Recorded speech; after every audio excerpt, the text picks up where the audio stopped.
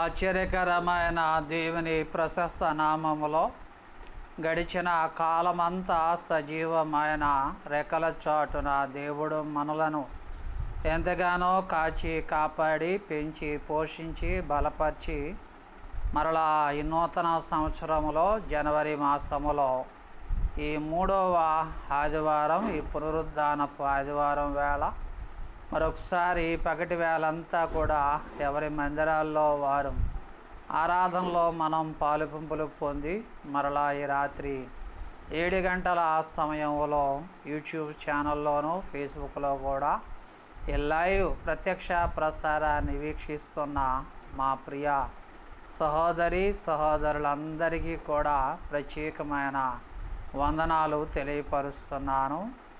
దేవుడు మిమ్మలను సమృద్ధిగా దీవించి ఆశీర్వదిస్తున్నాడని నేను నమ్ముతున్నాను. మరి ప్రియమైన సహోదరులారా, మీరందరూ కూడా బాగున్నారా? మీరందరూ బాగున్నారని నేను నమ్ముతున్నాను. పిల్లలు చదువుతున్నారా? దేవుడు వారికి మంచి జ్ఞానాన్ని దేవుడు దయచేయాలని మనస్ఫూర్తిగా నమ్ముతున్నాను. మీ అనుదిన ప్రార్థనలు బట్టి మా పరిచర్య మమ్మల్ని కూడా దేవుడు ఎంతగానో కృపా కనికరములను ప్రభు చూపించి ఉన్నాడు. మరి రాత్రి వేళ ప్రార్థన చేసుకొని దేవుని వాక్యాన్ని మనం ధ్యానించుకుందాం. మరి రాత్రి ప్రార్థన చేసుకుందాం. ప్రేమ కలిగిన దేవా, దయగల నాయన, గొప్ప దేవుడా, కృప కలిగిన దేవా, పరిశుద్ధుడు అయిన దేవానికి వందనాలు, స్తోత్రాలు. నాయన గడిచిన కాలమంతా సజీవమైన రెక్కల చాటున మమ్మల్ని మీరు ఎంతగానో కాపాడి మరలా నూతన సంవత్సరములో 3వ ఆదివారం, ఈ పునరుద్ధానపు ఆదివారం వేళ మందిరాల్లో ఆరాధనలో పాలుపంపులు పొంది రాత్రి లైవ్ ప్రత్యక్ష ప్రసారంలో వీక్షించడానికి ఎంతో కృప నాయన మీరు చూపించారు, బలపరిచారు నాయన. ఈ రాత్రి ప్రభువా నాయన, మరి లైవ్ ప్రత్యక్ష ప్రసారాన్ని వీక్షిస్తున్న ప్రియా బిడ్డలందరినీ కూడా దీవించి ఆశీర్వదించి నడిపించండి. గొప్ప ఉన్నతమైన కార్యాలు ప్రభువా మీరు జరిగించి నడిపించండి నాయన. బలహీనముగా ఉన్న బిడ్డలకు కూడా ఆరోగ్యాన్ని మీరు దయచేసి నడిపించండి. యేసు నామములో ప్రార్థించి వేడుకుంటున్నాను తండ్రి, ఆమేన్, ఆమేన్. అందరికీ వందనాలు, అందరికీ వందనాలు. దేవుడు మిమ్మల్ని అందరినీ సమృద్ధిగా దేవుడు దీవించి ఆశీర్వదించునుగాక. రాత్రి మరి మా ఛానల్ని సబ్స్క్రైబ్ చేయాలని, ఈ వీడియోని లైక్ చేయాలని, అలాగే ఈ కార్యక్రమాన్ని మీ బంధువులకు స్నేహితులకు షేర్ చేయాలని ప్రేమతో మీకు మనవి చేస్తున్నాను. మీ ప్రార్థన అవసరతలన్నీ కూడా ప్రేమతో మాకు తెలియపరచండి. తప్పనిసరిగా ప్రార్థన చేస్తాను. దేవుడు మిమ్మల్ని అందరినీ దీవించి ఆశీర్వదించునుగాక. ఆమేన్, ఆమేన్.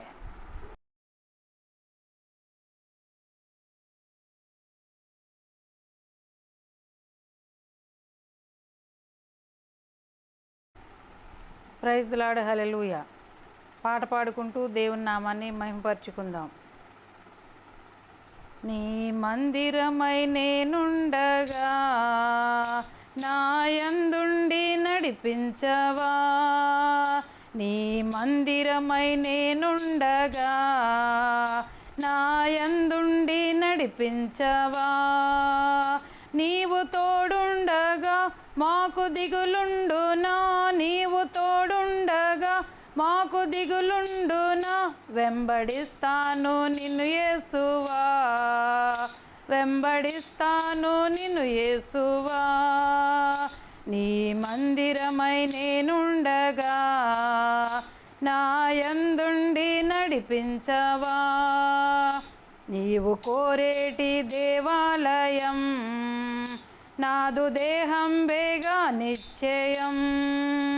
నీవు కోరేటి దేవాలయం నాదు దేహం బేగా నిశ్చయం. నీదు ప్రత్యక్షత మాకు కలిగించవా, నీదు ప్రత్యక్షత మాకు కలిగించవా. మా హృదయంబు వెలిగించవా, మా హృదయంబు వెలిగించవా. నీ మందిరమై నేనుండగా నా యందుండి నడిపించవా. నాడు నిర్మించిన దేవాలయం రాజు సొలొమోను బహు సుందరం. నాడు నిర్మించిన దేవాలయం రాజు సొలొమోను బహు సుందరం.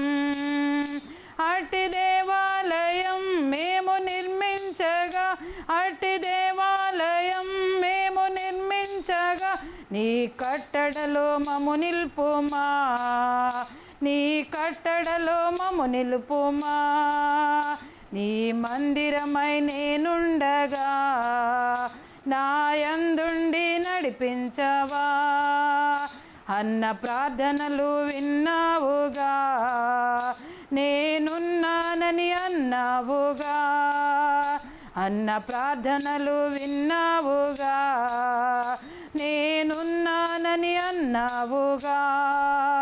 నాడు సమూయేలుతో బహుగా మాట్లాడిన, నాడు సమూయేలుతో బహుగా మాట్లాడిన దేవ నాతోటి మాట్లాడవా, దేవ నాతోటి మాట్లాడవా. నీ మందిరమై నేనుండగా నా యందుండి నడిపించవా. ఆత్మ సత్యముతో ఆరాధింపా, ఆత్మదేవుడవై నేర్పించవా. ఆత్మ సత్యముతో ఆరాధింపా, ఆత్మదేవుడవై నేర్పించవా. సత్య మార్గములో మమ్ము నడిపించవా, సత్య మార్గములో మమ్ము నడిపించవా. నిత్యము నిన్ను స్తుతింతును, నిత్యము నిన్ను స్తుతింతును. నీ మందిరమై నేనుండగా నా యందుండి నడిపించవా. నీ మందిరమై నేనుండగా నా యందుండి నడిపించవా. నీవు తోడుండగా మాకు దిగులుండునా, నీవు తోడుండగా మాకు దిగులుండునా. వెంబడిస్తాను నిన్ను యేసువా, వెంబడిస్తాను నిన్ను యేసువా, వెంబడిస్తాను నిన్ను యేసువా, వెంబడిస్తాను నిన్ను యేసువా. నీ మందిరమై నేనుండగా నా యందుండి నడిపించవా. హల్లెలూయా.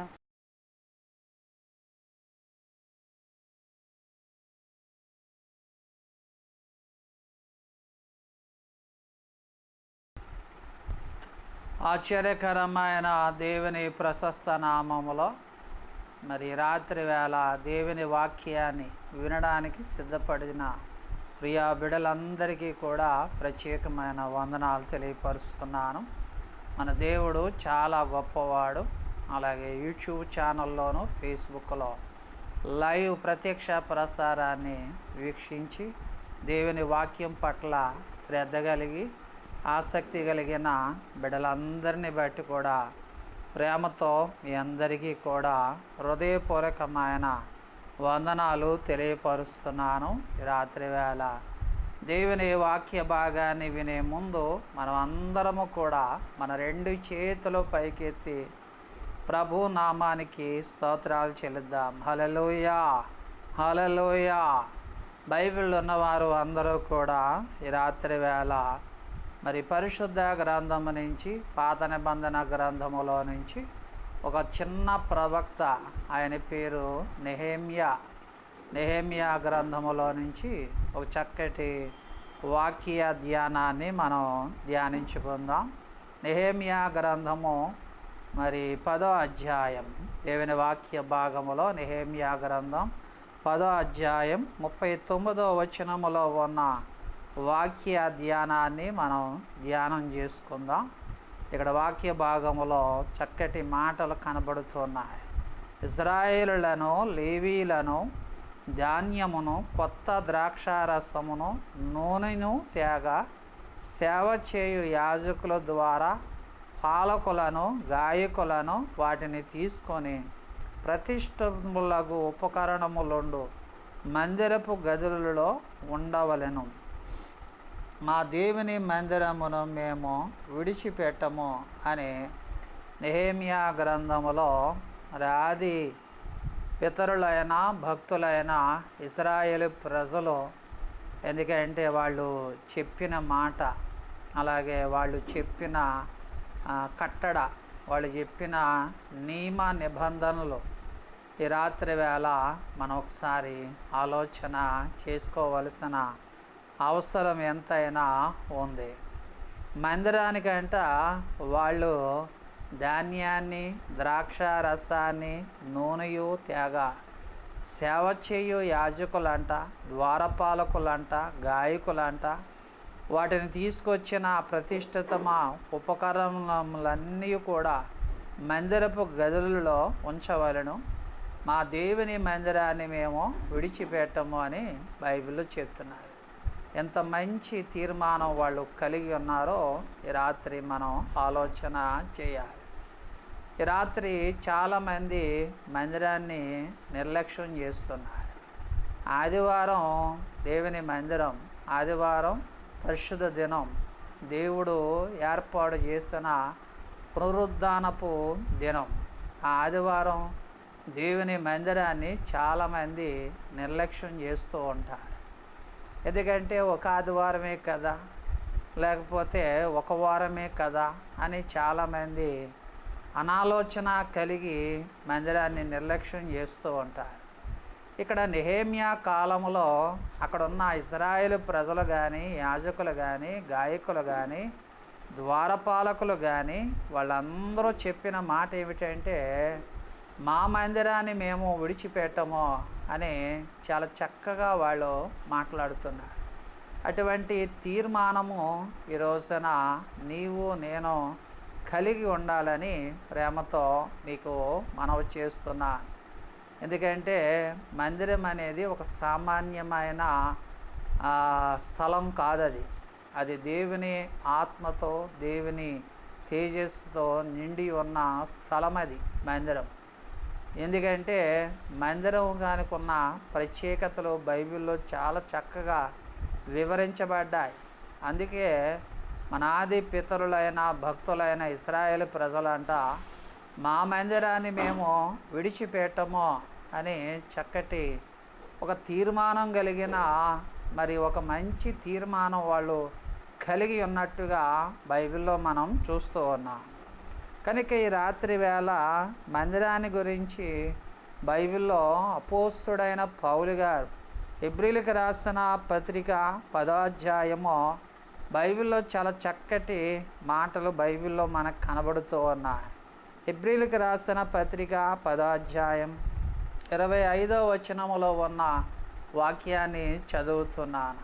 ఆ దినము సమీపించుట మీరు చూచిన కొలది మరీ ఎక్కువగా అలాగూ చేయుచు ప్రేమ చూపుటకును సత్కార్యములు చేయుటకును ఒకరినొకడు పురుకొల్పుకొనవలెనని ఆలోచించితిమి అని వాక్య భాగంలో బైబిల్లో చెప్తూ ఉన్నా.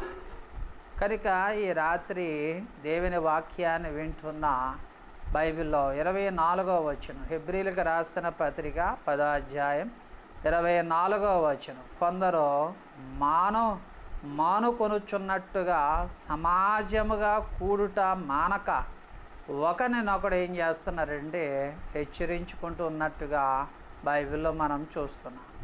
మందిరంలో సంఘం ఏం చేయాలంటే సమాజంగా కూడుకోవాలి. ఎందుకంటే సమాజముగా కూడుట మానక ఒకరినొకరు దేవుని వాక్యం చేత ఏం చేయాలంటే హెచ్చరింపబడాలి. హెచ్చరికల ద్వారా సరిచేయబడి సమాజములో ఒక మంచి మార్గాన్ని కలిగి జీవించాలని ప్రేమతో మనం చేస్తూ ఉన్నాను. పౌలు గారు ఈ మాటను అక్కడున్న విశ్వాసులందరికీ కూడా తెలియపరుస్తూ ఉన్నట్టుగా బైబిల్లో మనం చూస్తూ ఉన్నాం. తిమోతికి రాసిన మొదటి పత్రిక 3వ అధ్యాయము 15వ వచనములో ఉన్న వాక్యాన్ని చదువుతున్నాను. ఆయనను నేను ఆలస్యం చేసిన ఎడల దేవుని మందిరములో అనగా జీవము గల దేవుని సంఘములో జనులు ఎలాగూ ప్రవర్తింపవలెనో అది నీకు తెలియవలనని సంగతులను నీకు రాయిచున్నాను. ఆ సంఘం సత్యమునకు ఆధారమై ఉన్నది అని పరిశుద్ధ గ్రంథ లేఖన భాగములో పౌలు గారు తిమోతికి రాసిన పత్రికలో సంఘమును గురించి ఒక శ్రేష్టమైన వాక్కును ఆయన వ్రాస్తూ ఉన్నట్టుగా బైబిల్లో మనం చూస్తూ ఉన్నాం. ఈ సంగతులను నీకు రాయిచున్నాను. ఆ సంఘం సత్యమునకు ఆధారమై ఉన్నది అని వాక్య భాగంలో చెప్తున్నాడు. కనుక సంఘం అనేది, మందిరం అనేది జీవము గల దేవుని సంఘం ఎలా ప్రవర్తించాలో అది నీకు తెలియవలసినని సంగతులు నీకు రాయిచున్నాను. ఆ సంఘం సత్యమునకు ఆధారమై ఉన్నదని వాక్య భాగంలో చెప్తున్నాడు. కనుక ఈ రాత్రి దేవుని వాక్యాన్ని వింటున్న ప్రియమైన సహోదరులారా, దేవుని యొక్క మందిరాన్ని గురించి చాలా జాగ్రత్తగా ఆలోచన చేయాలి. నెహెమ్యా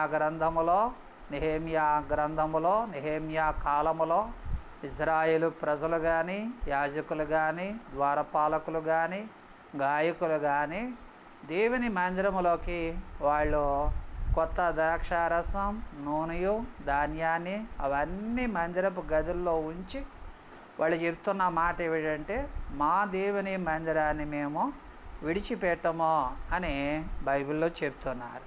కనుక ఈ రాత్రి మందిరంలో గురించి ఆలోచన చేసినట్లయితే మందిరాన్ని గురించి పరిశుద్ధ గ్రంథ లేఖన భాగములో కొన్ని మాటలు బైబిల్లో మనకి కనబడుతూ ఉన్నాయి.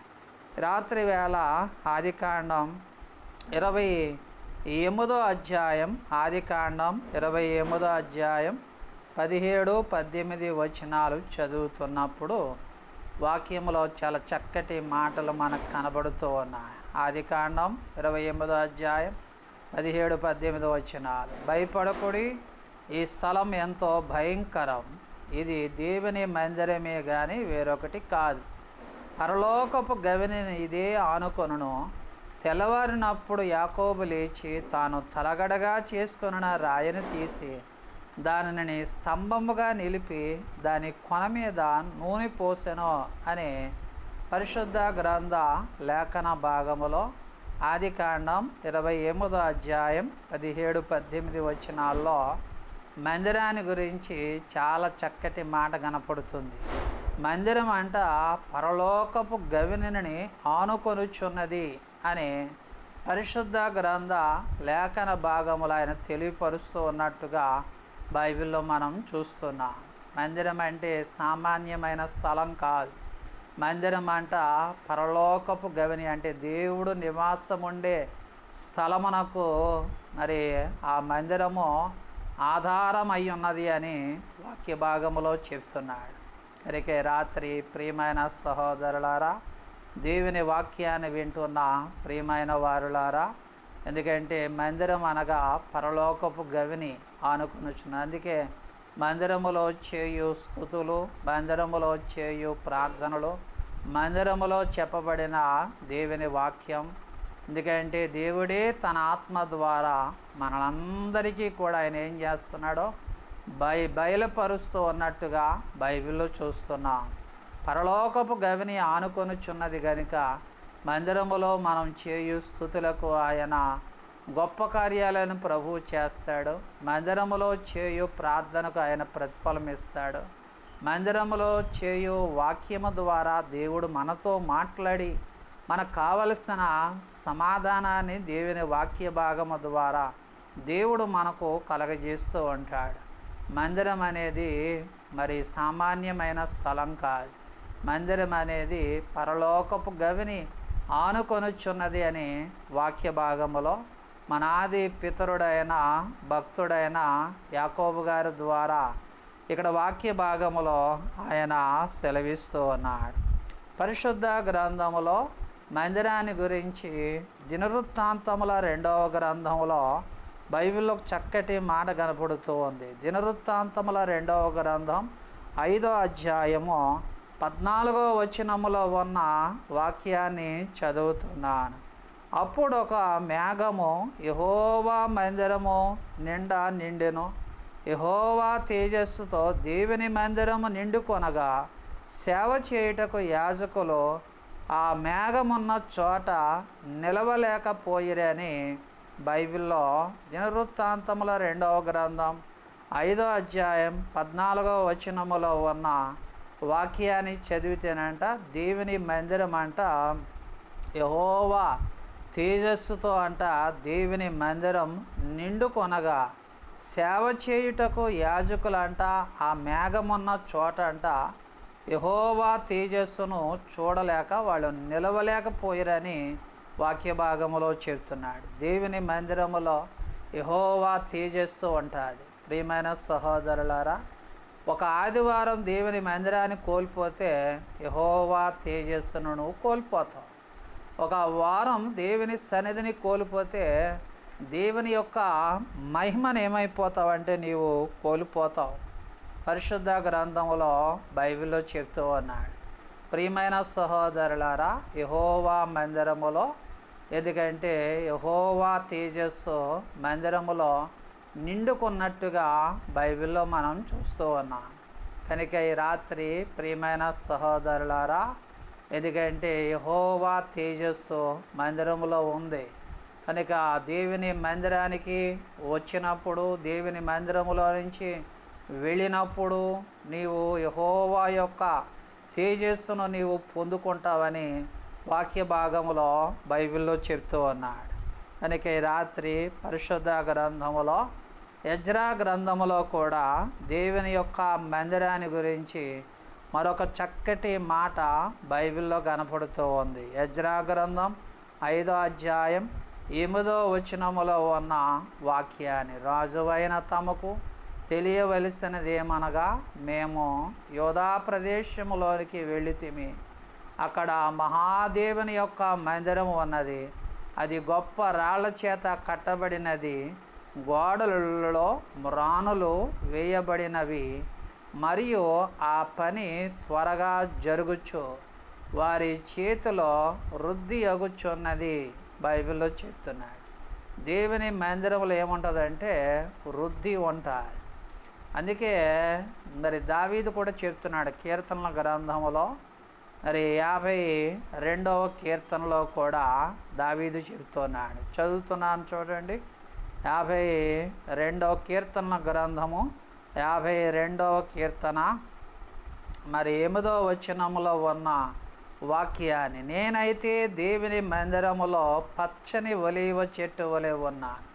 నిత్యము దేవుని కృపయందు నమ్మిక ఉంచి ఉన్నాను. దేవుని మందిరములో ఏముంటుందంటే వృద్ధి ఉంటుంది. కనుక దేవుని మందిరాన్ని కోల్పోతే నీ జీవితంలో వృద్ధి అనేది ఉండదు. కనుక దేవుని మందిరములో వృద్ధి ఉంటుంది. కనుక దావీదు చెప్తున్నాడు కదా, నేనైతే దేవుని మందిరములో పచ్చని ఒలీవ చెట్టు వలె నున్నాను. నిత్యము దేవుని కృపయందు నమ్మిక ఉంచుచున్నానని వాక్య భాగములో చెప్తూ ఉన్నాడు.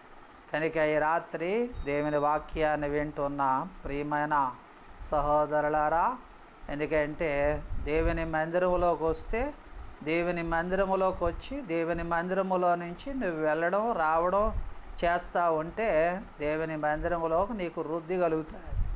దేవుని మందిరాన్ని మానేస్తే నీ జీవితంలో వృద్ధి ఉండదు. అంత మాత్రమే కాకుండా నీ జీవితం మూడు బారిపోయిన జీవితంలాగా తయారవుతుంది. కనుక దావీదు చెప్తున్నాడు, నేనైతే దేవుని మందిరములో పచ్చని ఒలీవ చెట్టునై ఉన్నానని వాక్య భాగములో చెప్తూ ఉన్నాడు. పరిశుద్ధ గ్రంథములో కీర్తన గ్రంథాల్లో కూడా చదివినట్లయితే 84వ కీర్తనలో, బైబిల్లో 84వ కీర్తనల గ్రంథాల్లో 84వ కీర్తన అంతా కూడా బైబిల్లో, ఎందుకంటే కోరాహు కుమారులు రాశారు. కోరాహు శపింపబడిన వ్యక్తి, కానీ వారి కుమారులు మట్టుకు, ఎందుకంటే ఇశ్రాయేలు ప్రజల్లో శత్రువుల చేతిలో తరమబడుతున్నప్పుడు దేవుని మందిరంలోకి రావడం ద్వారా వాళ్ళు సంరక్షించుకున్నట్టుగా బైబిల్లో చూస్తున్నాం. కనుక వాళ్ళు దేవుని మందిరాన్ని గురించి చాలా గొప్పగా 84వ కీర్తనలో వాళ్ళు చెప్తూ ఉన్నారు. 10వ వచనాన్ని చదువుతున్నాను. 84వ కీర్తన 10వ వచనం. నీ ఆవరణములో ఒక దినము గడుపుట 1000 దినముల కంటే శ్రేష్టము. భక్తిహీనుల గుడారములో నివసించుట కంటే నా దేవుని మందిర ద్వారమున యొద్ద ఉండుట నాకు ఇష్టం. దేవుని మందిరానికి వచ్చిన వాళ్ళందరూ కూడా దేవునికి ఇష్టలైన వారు. దేవుని మందిరాన్ని కోల్పోయిన వాళ్ళందరూ కూడా దేవునికి ఇష్టమైన వాళ్ళు కాదు. ఎంత గొప్పగా పాటలు పాడినా, ఎంత గొప్ప ప్రసంగం చేసినా, ఎంత గొప్ప ఆత్మవరాలు పొందుకున్నా, ఆత్మఫలాలు పొందుకున్నా, దేవుని మందిరాన్ని ఎందుకంటే కోల్పోతే వాళ్ళు దేవునికి ఇష్టమైన వాళ్ళు కాదు. కనుక దేవునికి ఇష్టమైన వాళ్ళు ఎవరయ్యా అంటే బైబిల్లో చెప్తూ ఉన్నాడు. దేవుని మందిరానికి ఇష్టమైన వాళ్ళు ఎవరంటే దేవుని మందిరంలో నివసించేవారే. అందుకే నీ ఆవరణములో ఒక్క దినము గడుపుట 1000 దినముల కంటే శ్రేష్టమని బైబిల్లో చెప్తూ ఉన్నాడు. భక్తిహీనుల గుడారములో నివసించుట కంటే నా దేవుని మందిర ద్వారమున యొద్ద ఉండుట నాకు ఇష్టమని బైబిల్లో చెప్తున్నాడు. ప్రియమైన సహోదరులారా, దేవుని మందిరములో ఎందుకంటే నివసించడం ద్వారా మనం దేవునికి ఇష్టమని వాక్య భాగములో చెప్తూ ఉన్నాడు. పరిశుద్ధ గ్రంథములో బైబిల్లో వాక్య భాగములో మత్తయి సువార్త దేవుని వాక్య భాగములో ఇక్కడ ఒక చక్కటి మాట కనపడుతూ ఉంది. మత్తయి సువార్త 26వ అధ్యాయము 55వ వచనములో ఉన్న వాక్యాన్ని చదువుతున్నాను. ఆ గడిలోనే యేసు జనసమూహములను చూచి బందిపోటు దొంగల మీదకి వచ్చినట్టుగా కత్తులతోనూ గుదియలతోనూ నన్ను పట్టుకొని వచ్చితరా. నేను అనుదినము దేవాలయములో కూర్చుండి బోధించుచున్నప్పుడు మీరు నన్ను పట్టుకొనలేదే అని బైబిల్లో చెప్తున్నాడు. దేవాలయంలో ఏముంటుందంటే, మందిరంలో ఏముంటుందంటే బోధ ఉంటుంది. కనుక ఏ వ్యక్తికి ఏ వాక్యం కావాలో, ఏ వ్యక్తికి ఏ మాట కావాలో ఆ మాట వాక్యం ద్వారా మందిరాల్లో ఎందుకంటే ఆదరణ, సమాధానం, ధైర్యం. ఎందుకంటే మందిరంలో దేవుని బోధ ద్వారా మనం ధైర్యపరచబడతాం, స్వస్థపరచబడతాం, సమాధానపరచబడతాం. ఎందుకంటే సంతోషాన్ని పొందుకుంటాం దేవుని మందిరములో దేవుని యొక్క బోధ ద్వారా. అంచేత దేవుని మందిరములో చేరిన ప్రతి వారు దేవుని మందిరములో చెప్పబడిన బోధను జాగ్రత్తగా వినాలి.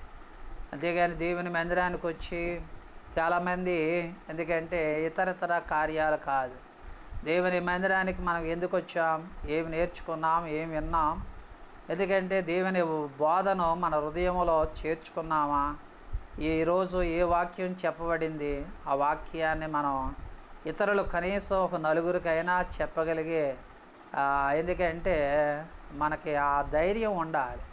ఎందుకంటే వాక్య భాగంలో చెప్తూ ఉన్నాడు. కనుక దేవుని మందిరములో బోధ ఉంటుందని వాక్య భాగంలో చెప్తూ ఉన్నాడు. యేసు ప్రభు అంట నేను అనుదినము దేవాలయంలో కూర్చుండి బోధించుచున్నప్పుడంట మీరు నన్ను పట్టుకొనలేదే అని బైబిల్లో చెప్తూ ఉన్నాడు. కనుక ఈ రాత్రి దేవుని వాక్యాన్ని వింటున్న ప్రియమైన సహోదరులారా, దేవుని మందిరాన్ని గురించి బైబిల్లో చక్కటి మాట బైబిల్లో కనబడుతూ ఉంది. కీర్తన భాగములో నుంచి మరొక చక్కటి మాట కనపడుతూ ఉంది. కీర్తన భాగములో 65వ కీర్తన వాక్యాన్ని చదువుతున్నాను. 65వ కీర్తన దేవుని వాక్యాన్ని చదువుతున్నాను. 65వ కీర్తన 4వ వచనములో ఉన్న వాక్యం. నీ ఆవరణములో నివసించినట్లు నీవు ఏర్పరచుకొని చేర్చుకున్నవాడు ధన్యుడు. నీ పరిశుద్ధాలయము చేత నీ మందిరములో మేలు చేత మేము తృప్తి పొందితమని బైబిల్ చెప్తున్నాడు. దేవుని మందిరములో ఏముంటుందంటే మేలులు ఉంటాయి. మేలుల చేత నీ మందిరములో, నీ పరిశుద్ధాలయం చేత, నీ మందిరములో మేలుల చేత మేము తృప్తి పొందేదిమి అని బైబిల్లో చెప్తూ ఉన్నాడు. కనుక రాత్రి దేవుని మందిరములో మేలులు ఉంటాయి. దేవుని మందిరాన్ని రాలేదనుకో, దేవుని మందిరంలో ఏం పోగొట్టుకుంటావు అంటే మేలులు పోగొట్టుకుంటావు. ప్రియమైన సహోదరుల, కొంతమంది మందిరం మీద సంఘం మీద అలుగుతూ ఉంటారు. ఎందుకంటే అలగడం ద్వారా ఏమీ కలిసి రాదు. మందిరానికి నష్టం ఉండదు, సంఘానికి నష్టం ఉండదు. ఎందుకంటే దేవుని మందిరం మీద రావడం వెళ్ళడం ద్వారా మేలులు పొందుకుంటాం. ఒకవేళ దేవుని మందిరానికి దూరం అయిపోతే నీ జీవితంలో మేలులకు ఏమైపోతావు అంటే దూరం అయిపోతావు అంట పరిశుద్ధ గ్రంథములో. అందుకే నీ పరిశుద్ధాలయము చేత, నీ మందిరములో మేలుల చేత మేము తృప్తి పొందేదిమే అని బైబిల్లో చెప్తూ ఉన్నాడు. కనుక ఈ రాత్రి దేవుని వాక్యాన్ని వింటున్న ప్రియమైన సహోదరులారా, దేవుని మందిరములో ఎందుకంటే మేలులు ఉంటాయి. చాలామంది దేవుని మందిరంలోకి వచ్చి ఎన్నో మేలులు పొందుకున్న వాళ్ళు చాలామంది ఉన్నారు. రాత్రి వేళ దేవుని వాక్యాన్ని వింటున్న ప్రియమైన సహోదరులారా, దేవుని మందిరంలో మేలులు ఉంటాయి. కనుక దేవుని మందిరాన్ని విడవకూడదు. నెహెమ్యా కాలంలో చెప్తున్నారు, ఇజ్రాయేల్ ప్రజలు, యాజకులు, ద్వారపాలకులు, గాయకులు వాళ్ళందరూ చెప్తూ ఉన్నారు, మా మందిరాన్ని మేము విడిచిపెట్టము అని బైబిల్లో చెప్తున్నారు. దేవుని మందిరములో మేలులు ఉంటాయి. ఒకవేళ దేవుని మందిరాన్ని విడిచిపెట్టావా, దేవుని మేలులకు ఏమైపోతావంటే దూరం అయిపోతావని వాక్య భాగంలో చెప్తూ ఉన్నాడు.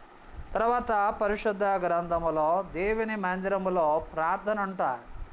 అపోస్తుల కార్య గ్రంథము 3వ అధ్యాయం 5వ వచనములో ఉన్న 3వ అధ్యాయం 5వ అధ్యాయాలు చదువుతున్నప్పుడు దేవుని మందిరంలో ఏముంటుందంటే ప్రార్థన ఉంటుంది. ఆది అపోస్తులైన వారు ఎందుకంటే దేవుని మందిరములో వాళ్ళు ప్రార్థన చేస్తూ ఉన్నట్టుగా పగలు 3 గంటలకు ప్రార్థనా కాలమున పేతురు యోహాను దేవాలయంలోకి ఎక్కి వెళ్ళుచుండగా మందిరంలో ఏముంటుందంటే ప్రార్థన ఉంటుంది. దేవుని మందిరములో ప్రార్థన ఉంటుంది.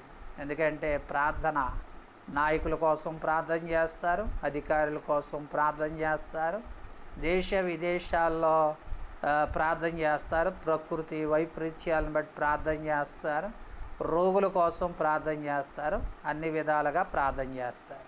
మందిరంలో ఏముంటుందంటే ప్రార్థన ఉంటుంది. దేవుని మందిరములో నీవు వెళ్ళడము రావడం ద్వారా దేవుని మందిరములో ప్రార్థన ఉంటుంది. ఆ ప్రార్థన నిన్ను ఎందుకంటే ఆ ప్రార్థన నీకు ఒక బలముగా ఉంటుంది. ఆ ప్రార్థన నీకు ఒక ధైర్యం కలిగి ఉంటుంది. కనుక ప్రార్థన ఉంటుంది. మందిరాల్లో ఏముంటుంది? ప్రార్థన ఉంటుంది. చాలామంది మందిరానికి వచ్చి విసుకుతూ ఉంటారు, అస్తమానం ప్రార్థనేనని. మందిరంలో బోధ ఉంటుంది, మందిరంలో ప్రార్థన ఉంటుంది. ప్రియమైన సహోదరుల, విసుగకూడదు. మందిరంలో ప్రార్థనే ఉంటాయి. ఆది అపోస్తులైన వారు పేతురు యోహాను పగల 3 గంటల వేళ వాళ్ళు ప్రార్థన చేస్తూ ఉన్నారు. కనుక దేవుని వాక్య భాగంలో మందిరాల్లో ప్రార్థన ఉంటాయి. అందుకే నెహెమ్యా గ్రంథం 10వ అధ్యాయం 39వ వచనాన్ని చదివినట్లయితే అక్కడ వాక్య భాగంలో చెప్తున్నారు, ఇజ్రాయేల్ ప్రజలు, యాజకులు, గాయకులు, ద్వారపాలకులు వీళ్ళందరూ కూడా ఎందుకంటే కొత్త ధాన్యాన్ని, ద్రాక్షారసం, నూనె అవన్నీ తెచ్చి ఎందుకంటే దేవుని మందిరాల్లో గదులలో ఉంచవలెను, మా మందిరాన్ని మేము విడిచిపెట్టమని ఒక మంచి తీర్మానం వాళ్ళు చెబుతున్నారు. ఇటువంటి మంచి తీర్మానం మనం కూడా కలిగి ఉండాలని ప్రేమతో మీకు మనవి చేస్తున్నాను ఈ రాత్రి. ఎందుకంటే నా 2 చేతులు జోడించి మీకు నా వందనాలు తెలియపరుస్తున్నాను. దేవుని మందిరాన్ని విడవకూడదు, దేవుని మందిరం మీద అలగకూడదు, దేవుని మందిరాన్ని విడిచిపెట్టకూడదు.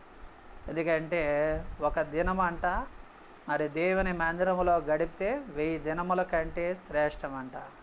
అంచేత ఆదివారం మనం పోగొట్టుకోకూడదు.